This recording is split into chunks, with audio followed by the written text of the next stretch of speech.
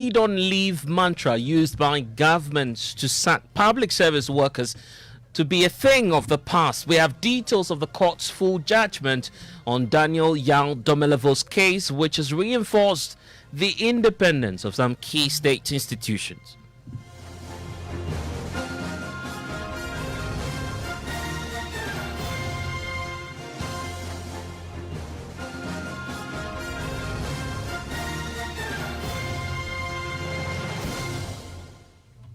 And top story, as always, is brought to you by Vodafone. I am blessed to go. And the Supreme Court, as we know it, has ordered the practice where public servants are directed to, quote, proceed on leave to be a thing of the past. This conclusion of the court is contained in its latest detailed judgment in the case filed by civil society organizations, the Ghana Center for Democratic Governance, and 8 others, challenging President Akufo-Addo's directive to the Auditor General, Yao Domelevo, to proceed on leave. At the time, the court it says it as will be recalled, described the move as unconstitutional. It, however, deferred the release of its full judgment.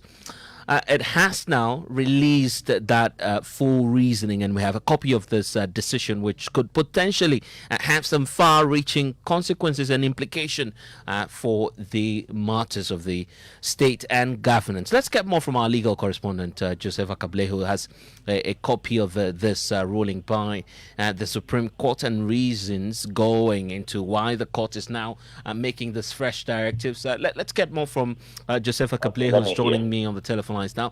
And Joe, first off, let's talk about the court and what explanations exactly it is giving to this directive, quote, proceed on leave. We know at least that that's what the president did in the case of Daniel Yao Domelevo. And so first, the court deals with the issue of what a leave is, and actually makes the point that leave is a constitutional right that is provided in Article 24(2) of Ghana's Constitution, which indicates that every worker shall be assured of rest, leisure, and reasonable limitation of working hours and periods of holidays with pay as well as remuneration. It goes on to say that this particular statutory constitutional right has been given statutory recognition in sections 20 and 31 of the Labour Act, and goes on to say that there's no such thing, therefore, as accumulated leave, except in certain exceptional circumstances which are provided in the Labour Act, including but not limited to equitable consideration. It goes on to make the point that the Labour Act is designed to cure mischief in the past, which entitled workers to sell their annual leave for cash payable by their employers. And so the court says that this forms an obligation where the non-performance which fundamentally affects another. The court goes on to say that the duration of leave days a worker is entitled to, the period, timing, manner and circumstance of enjoying the right are matters that are subject to agreement between the worker and his employer. In these circumstances are purely a human relations function handled within an organization, particularly under the collective bargaining agreement and other laws that govern the relationship between the employer and the employer. So it makes the point that the framers of Ghana's constitution could not have intended to create a simple employer-employee relationship between the appointing president and the auditor general, thereby making the president a human resource manager administering the leave schedule of the heads of independent governance institutions.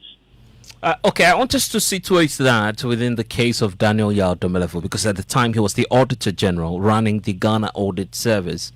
And yet we saw the president give that clear directive asking him to proceed on leave. The court has made its decision, but what do they have to say in relation to the order, quote, proceed on leave? The court says that the presidency, it appears, failed to consider that the Auditor General's office as head of the audit service forms part of the independent constitutional bodies. Hence, the Auditor General cannot be compelled to proceed on leave by any authority, especially where the effect of the directive was to interfere with the performance of his constitutional mandate. The directive of the president requesting the Auditor General to proceed on leave under sections 20 and 31 of the Labour Act, Act 651, violated the functional and institutional independence of the Auditor General.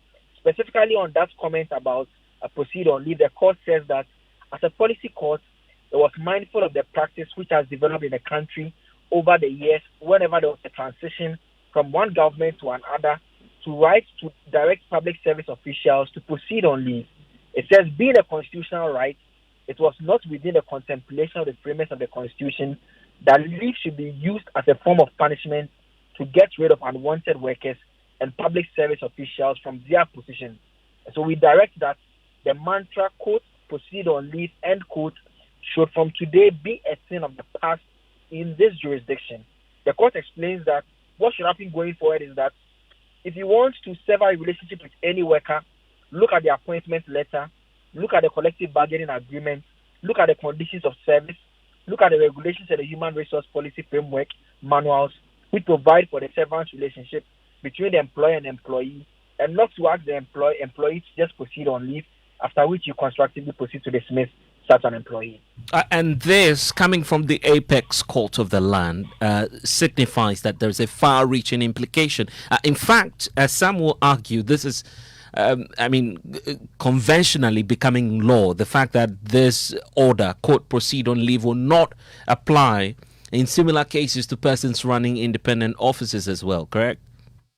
In fact, there are parts of the decision where the court makes reference to other independent institutions. Reference is made to the Electoral Commission, the Commissioners for Human Rights and Administrative Justice, among others. And just to read that part of the judgment, because, the presidency had made the argument that as the appointing authority, the Constitution entitled him to exercise disciplinary control over such employee. This is what the court has to say about that. It says, if we were to adopt this interpretation, it will mean that the president could direct the Chief Justice, the Commissioners of the Electoral Commission, and the Commissioners of Human Rights and Administrative Justice to go on leave at any time, even during critical periods, solely at the president's discretion.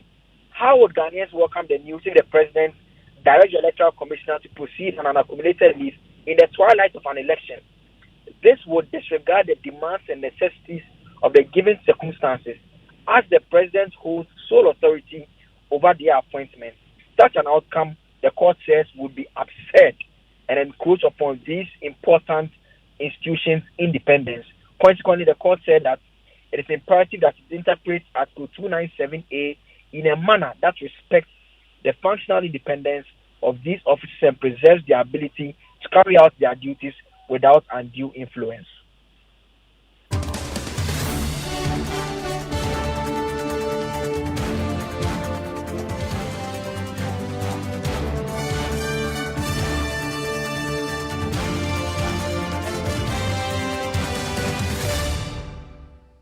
Joseph Akable, our legal affairs correspondent, helping us to understand the details of this latest Supreme Court ruling. But I want to bring in now lawyer Martin Pebu, who's joining us in this whole conversation. In fact, we'll definitely be hearing from Labour analyst Austin Game on what he makes of this very ruling and how we can apply that going forward. Lawyer Martin Pebu, thank you for your time here on Top Story. Clearly, the president taking an unconstitutional decision, but a lot of water has gone under the bridge, as many would describe it. How do we remedy the situation going forward? Okay, so remedy going forward. All right. So I think what is, like you said, a lot of water has gone under the bridge. So this judgment serves as a warning, as a hindrance to such further unconstitutional action in future, because they've been very clear. They've compared with other African countries, Kenya and South Africa, and the court has come to one unanimous decision that asking the Auditor General to go on leave is constructive dismissal. You see that's what the court actually said in another part of the judgment, that such a decision amounts to a constructive dismissal, so it should not be countenanced. The court also made it clear that the president was acting as a human resources manager by interfering in the internal affairs of the Auditor General's office, right? Okay. So with this, I think it's very clear. A judgment that says that the president was acting like a human resources manager is certainly one that Ghanaians will not forget. If you look at that statement, the president of the republic is being likened to a person acting as a human resources manager in the internal affairs of the Auditor General's office. We won't forget. So it serves a good purpose. Let's continue the education. Let's continue the debate, and hopefully it won't recur. Because remember, the court also referred to Professor Mill's conduct in 2009 in asking Professor Biajiman to go on such leave. And so the court said such conduct cannot be countenanced. And so we hope that we've drawn this in a line under it. And so we shouldn't go back to such a. And also, very, very useful. You see, in the judgment, they also made references to the 6 other independent constitutional bodies. So you are talking about the Electoral Commission, Lands Commission, National Media Commission, and so on and so forth, right? So they're saying that this decision can be likened to all of them. So this decision actually breathes life into and some protection into the work of the other independent constitutional bodies. And so this is very, very commendable. You could see that, wow, little by little, we are making progress. This is not unanimous FC in the derogatory sense, but rather the very positive one. I remember the last I was saying, Justice Dochi was making a reference to that distinction, unanimous FC in a derogatory sense and unanimous FC in a very positive sense, like this one. I see. And in fact, that's bringing up the question about why successive governments have done this over the years. The point about the blurred lines, the assumption we've been making over the years that, well, if the president is the appointing authority, then certainly he has powers over such individuals. But we'll get into that shortly, Lawyer People. Just keep that on the sidelines for me. Let's also hear from lawyer, of course, Mr. Austin Gami, who is a labor consultant, so understands what's happening here. And when the court says that you have the right to negotiate the terms for your leave and what right and how you can go about enjoying that constitutional or legal right, what exactly is the court saying, particularly for those who have been under the impression that your appointer has the power to direct you to go on leave? Thank you very much. To be very honest with you, I would have been surprised if the Supreme Court gave a verdict contrary to what they have said. I have virtually said everything they have said in the public space at the time of the controversy. Virtually everything. Now, you recall that I formed part of the team. Indeed, I was the chairman of the committee that wrote the law. We generated over 2,000 pages of information arriving at the 175 sections of the law. And clearly, this is an industrial relations practice, not a traditional adversarial legalistic mindset was used in arriving at it. And so it's an applied law, not an interpretable law per se. So if you don't have people with the mindset of learning the processes of ensuring that this law is properly applied as it's intended to achieve, you run into this kind of conflict. Now, let me explain to you. Clearly, all manner of policies and contracts that might be directed whether by a president, by a vice president, or anybody, which will have to be, it must be in conformity with both Article 24 of the 1992 Constitution, which is simply the directive principles of state policy, and also especially Section 31 of the Labour Act. And 31 is very clear. Now, annual leave to be taken by a worker is purely a function of a human resource management practitioner, not just even any head of department, unless you are specifically assigned to undertake such duties because of the character and nature of people management side of any undertaking, any company, if you like.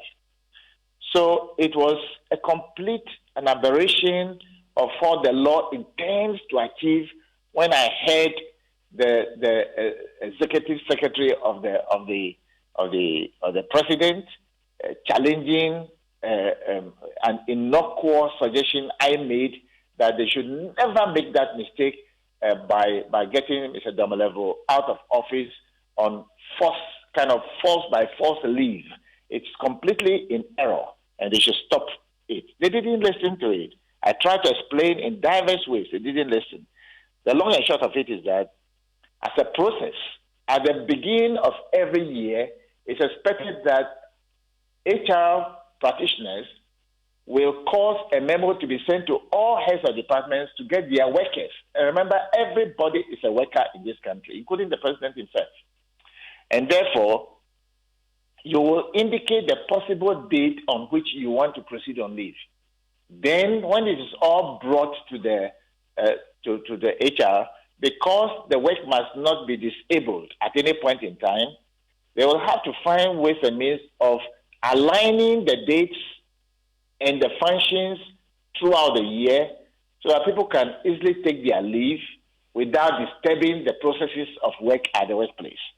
Especially when it comes to, like was rightly said by the Supreme Court, those commissions, including the National Labour Commission, which are purely operating without control and directive of anybody, including the president, should not be made by an outsider. An outsider here means the president, because it's not the HR practitioner of audit service. Yeah, I get the point. Can't do that.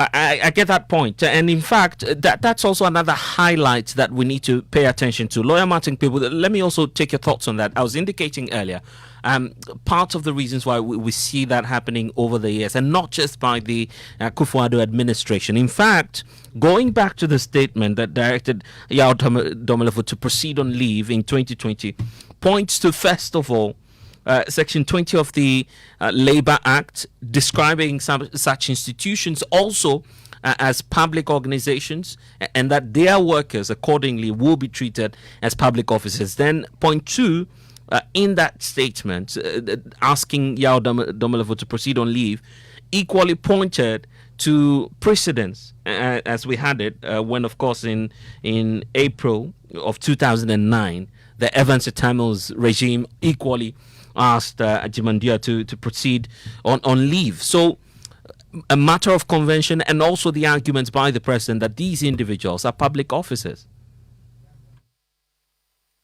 Yes, so that is why the Supreme Court gave the answer that, look, the fact that you repeat a constitutional breach 1,000 times will not ripen that breach into a legal conduct. So once it's unconstitutional, it will remain unconstitutional even if you continue that practice 1,000 times. And that's poignant because they refer back to the decisions dating from the 80s, where the Supreme Court has consistently been clear that if something is unconstitutional, it doesn't matter how many times you repeat it. So the court was clear that Tamils acted unconstitutionally, and so President Akufo-Addo couldn't rely on the unconstitutional conduct as precedent. And that's good. So that's why we keep saying that, yes, this decision has moved us a notch or two higher in our democracy, because now you see that the president has lost face. He's lost a lot of reputation. He was touted as, he had no equals, A rating, okay, all manner of toutings. And with this one that even Domelevo could read the constitution and tell him that, hey, boss, listen, you're acting unconstitutional, and he wouldn't listen. It's lost a lot of reputation. And so I'm sure future presidents will be very, very careful not to go near such conduct.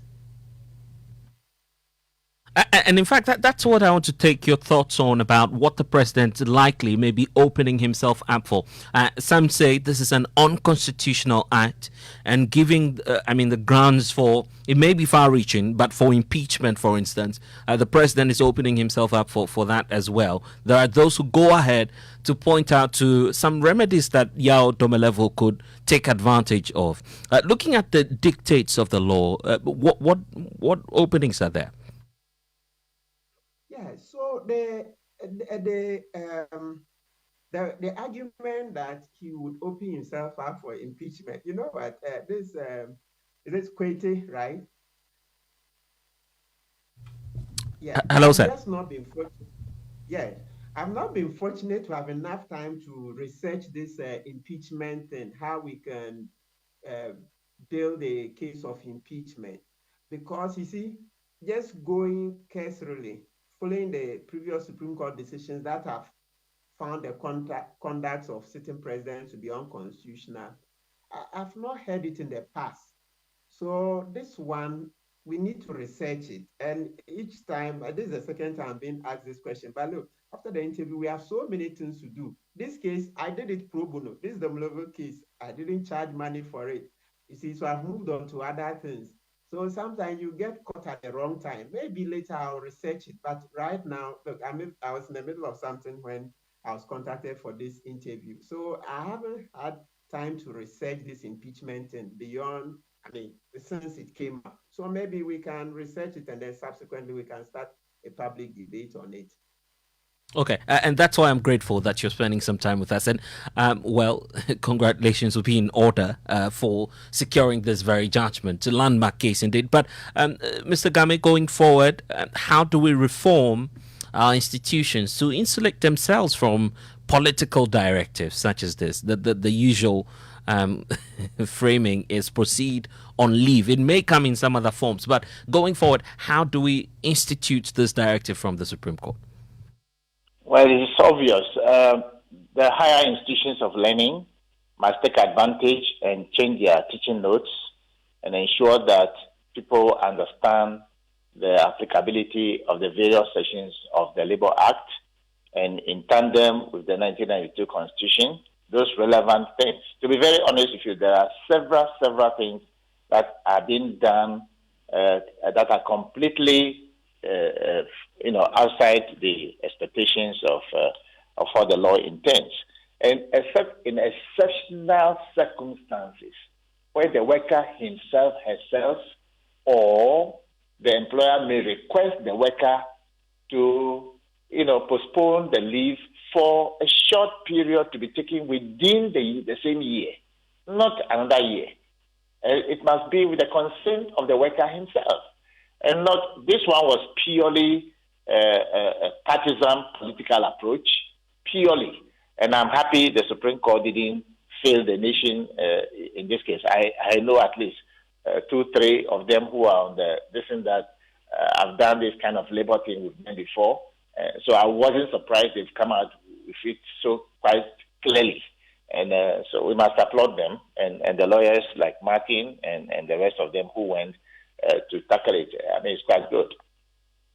And to send that signal across the entire realm of the estate, the point is being made that the president should issue a directive clarifying what it is that the Supreme Court has directed to all executive officers. So we're guided going forward. Will that be in order, and probably the president apologizing publicly? I'm even surprised they have not done it yet, to be honest with you, because error means error.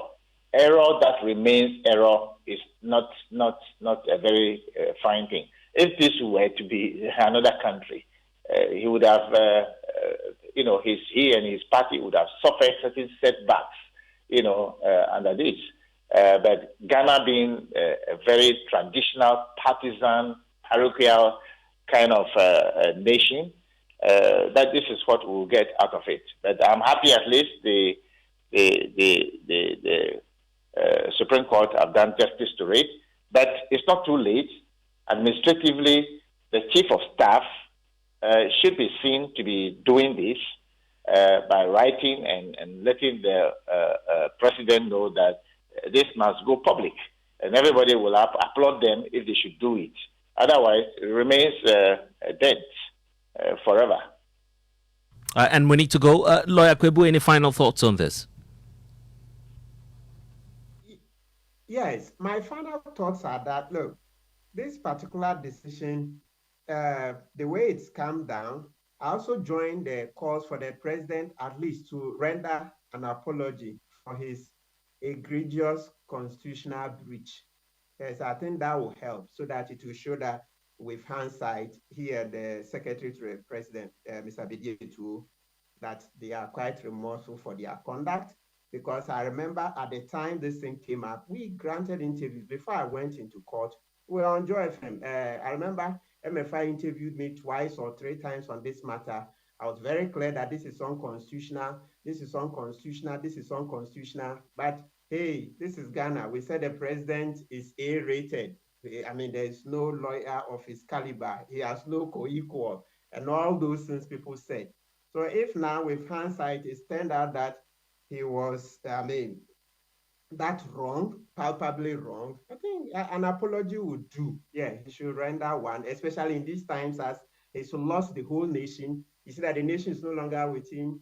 One error too many. The economy, he sunk us into so much trouble. He's not rendered an apology for it. People are dying. People can't buy drugs. People can't pay rent. The president doesn't care. He's not rendered any apology. Maybe he can add this Domelevo case to the economic morass, the economic decline he's thrown us into, and render one composite apology to cover the two, to heal the nation. Then we can start afresh again. We can't have this divided nation. He has to bring us together. This kind of, he's alone on one side, he and his appointees enjoying all the goodies of government while citizens are starving to death, citizens are dying. It can't continue that way. Otherwise, there will be an Arab Spring. All right. And would have to leave it here for the sake of time. But I'm grateful for your time. That's Lawyer Martin Kwebu. And also to you, Austin Game, Labour consultant, for joining the conversation on Top Story, brought to you by Vodafone. Further together and blessed to that. Next is Newsnight.